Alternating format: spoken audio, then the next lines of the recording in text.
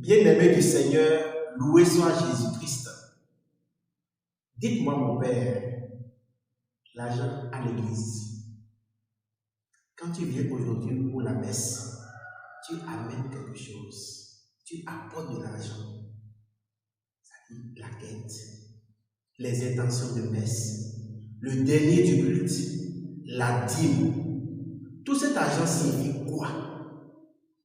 Est-ce la même chose avec différentes terminologies? Ou bien ce sont des choses différentes?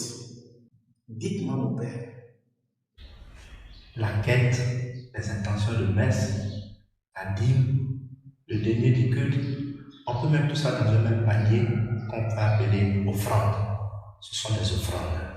Et l'offrande est l'expression de la reconnaissance de la primauté de Dieu. Nous venons participer à un sacrifice et nous venons élever notre sacrifice à l'autel. Et donc, tout ce que nous donnons, ce sont des offrandes. Comme Abraham, comme Moïse, comme les prophètes élevaient les autels pour rendre grâce à Dieu et présenter des offrandes. Donc, on peut mettre tout ça dans un même panier qu'on va appeler des offrandes. Voilà ce qu'ils ont en commun.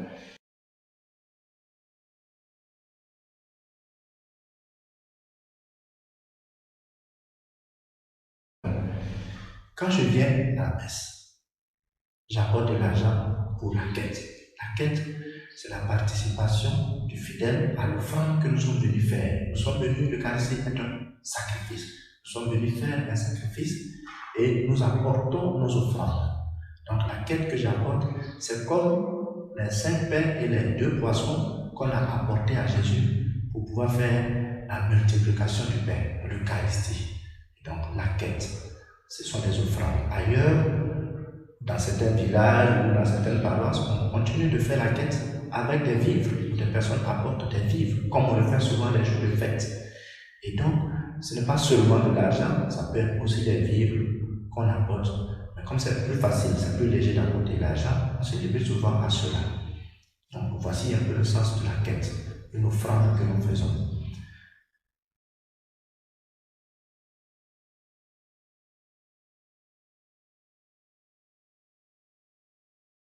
Les intentions de messe. J'ai une intention particulière pour laquelle j'aimerais que toute l'assemblée prie avec moi.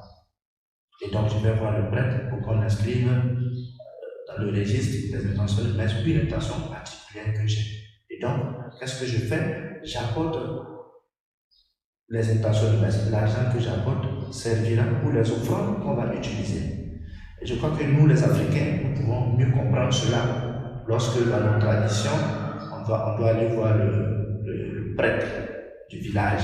Je parle de la tradition de la région traditionnelle. Pour un sacrifice, on apporte le poulet. Et c'est avec cela qu'on fera le sacrifice. Et donc, quand je demande la messe, quand j'ai une intention particulière, j'apporte les offrandes pour que cela puisse être élevé pour l'intention que j'ai. Voici un peu le sens de l'argent que je donne pour les intentions de messe. Donc c'est souvent 2 000, 3 000, 5 000 maximum souvent qu'on demande. Cet argent, c'est un peu comme le sacrifice que j'apporte, le poulet que j'apporte, les offrandes, les 5 pains, les 2 poissons que j'apporte pour que mon intention soit élevée au Seigneur. Et donc cela me permet de préciser qu'on n'achète pas la messe ni les autres sacrements. On ne les achète pas. Si on devait les vendre, ça ne devait pas être à 2 000 ou à 3 000 ou à 4 000, 5 000. Parce que quand on va ailleurs pour des sacrifices, on paye un mouton, on paye des bœufs, ça coûte plus cher. Et donc ce que je fais, c'est juste une offrande que j'apporte pour que cela soit élevé.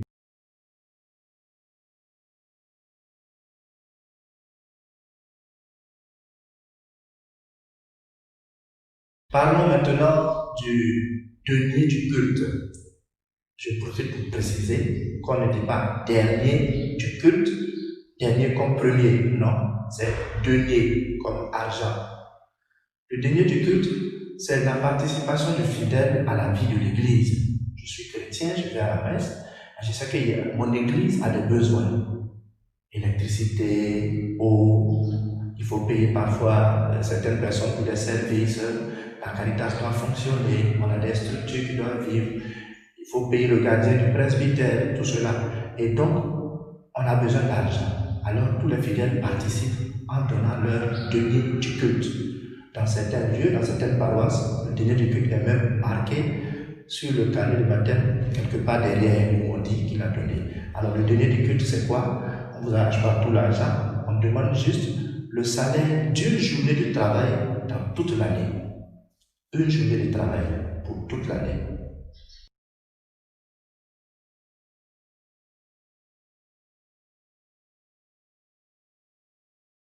La dîme vient de dixième, donc le dixième de nos revenus.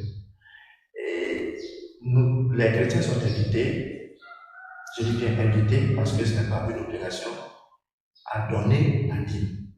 Je précise, c'est donner la dîme, ce n'est pas payer la dîme, ce ne sont pas des impôts qu'on paye.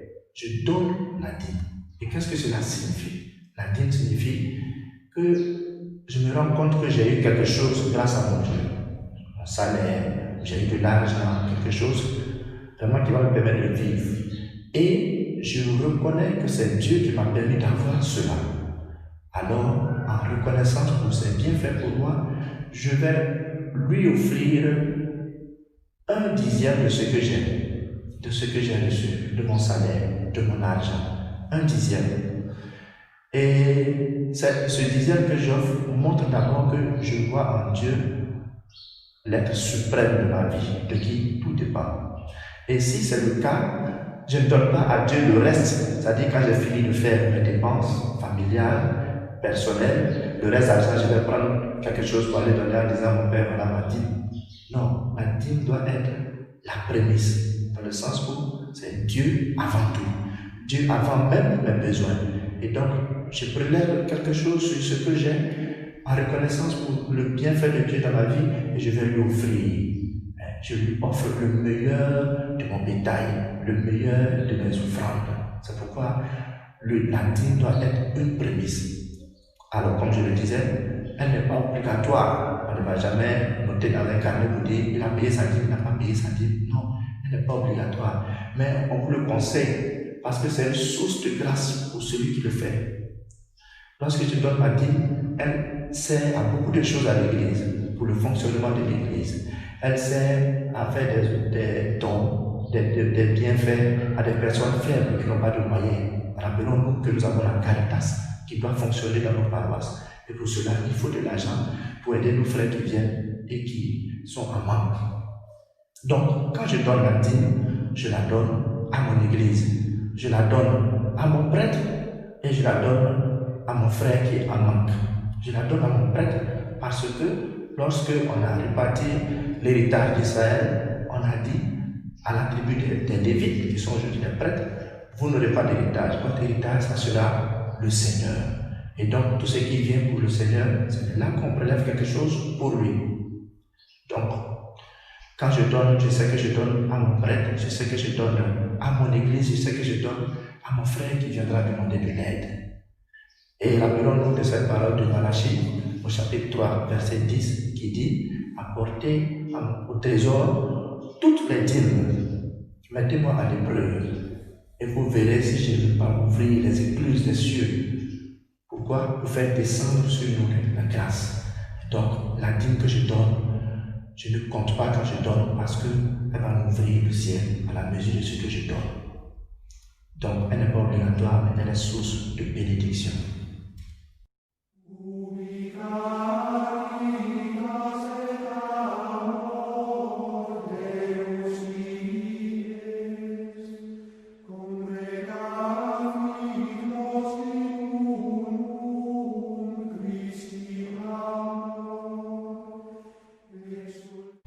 Pour finir, mes frères, je vous invite comme Saint Paul dans 2 Corinthiens chapitre 9, verset 7, à donner personnellement, sans regret, discrètement et avec foi, car Dieu aime celui qui donne généreusement.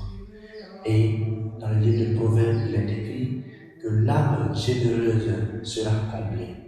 Celui qui arrose sera lui-même arrosé.